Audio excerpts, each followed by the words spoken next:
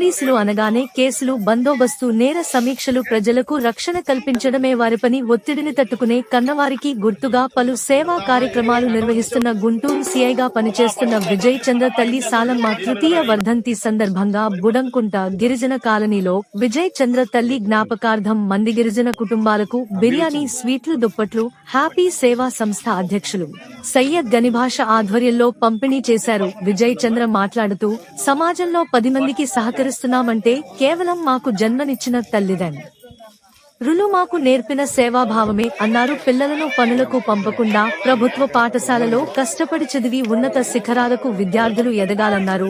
ఈ కార్యక్రమంలో సిఐ విజయ్ చంద్ర కుటుంబ సభ్యులతో పాటు స్నేహితులు పాల్గొన్నారు. ఇన్స్పెక్టర్ పోలీస్గా గుంటూరు జిల్లా గుంటూరు జోన్లో పనిచేస్తూ ఉన్నాను. నేను ఈ కావలి పట్టణానికి చెంది తుఫాన్ నగర్లో అక్కడే పుట్టి అక్కడే చదువుకొని ప్రస్తుతం సిఏగా పనిచేస్తూ ఉన్నాను. మా అమ్మగారు స్వర్గస్థులయ్యి ఈ రోజుకి 3 సంవత్సరాలు పూర్తయింది.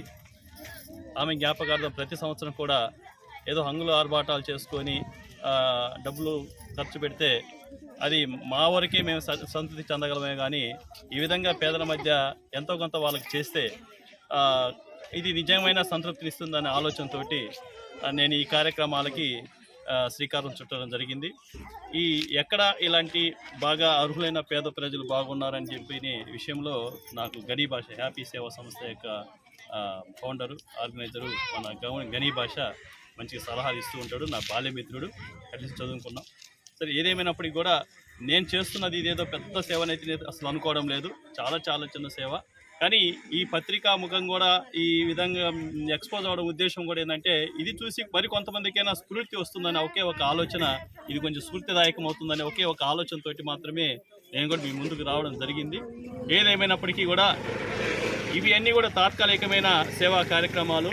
వీళ్ళల్లో జీవితాల్లో వెలుగు నింపాలంటే వీళ్ళందరికీ చదువు నేర్పించాలి.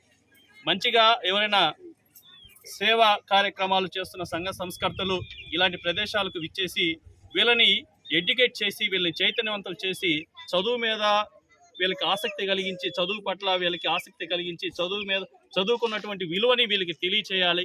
అదేవిధంగా చదువుకోవడానికి వీళ్ళకి కావాల్సిన కనీస మౌలిక సదుపాయాలని వీళ్ళకి కల్పించాలని మనస్ఫూర్తిగా ఇక్కడ ఉన్నటువంటి పెద్దలందరికీ కూడా నేను మనస్ఫూర్తి కోరుకుంటున్నాను.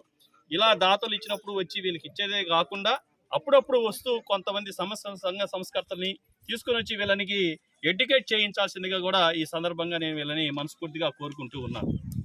వీళ్ళు కూడా ఇక్కడుండే విద్యార్థులు, చిన్న చిన్న పిల్లలు, బుజ్జి పిల్లలు ఉన్నారు. పిల్లలను చదివించండి. చదువు అంతా ఉచితంగా ఉంది, మంచి సౌకర్యాలను చదువుకోవడానికి ప్రస్తుతం మంచిగా చదివించండి. మీకు ఏదైనా అవసరాలు వస్తే వీళ్ళ ద్వారా, అంటే పిల్లలకి ఉపయోగపడేది, పిల్లల చదువుకి, మీ జీవితాలకు ఉపయోగపడే ఏమైనా ఉంటే వీళ్ళ ద్వారా మాలాంటి దాతలకి ఎవరికైనా మీరు తెలియచేస్తే మేము కూడా దానికి కృషి చేస్తామని చెప్పి కూడా పోయిన సంవత్సరం చెప్పాను. కానీ ఈ సంవత్సరం వరకు కూడా నాకు ఎవరు కూడా పిల్లల చదువు కోసం ఇదని ఇంతవరకు ఎవరు రాలేదు. కానీ మీరు అలా పిల్లల చదువు కోసం వాళ్ళకి మనం ఇచ్చే పెద్ద ఆస్తి ఏంటంటే చదువు మాత్రమే. మన అంబేద్కర్ మహానుభావుడు, అంబేద్కర్ దేవుడు చెప్పినటువంటి విషయం ఏంటంటే, ప్రపంచాన్ని మార్చగలిగిన శక్తి ఒక చదువుకు మాత్రమే, విద్యకు మాత్రమే ఉంటుంది.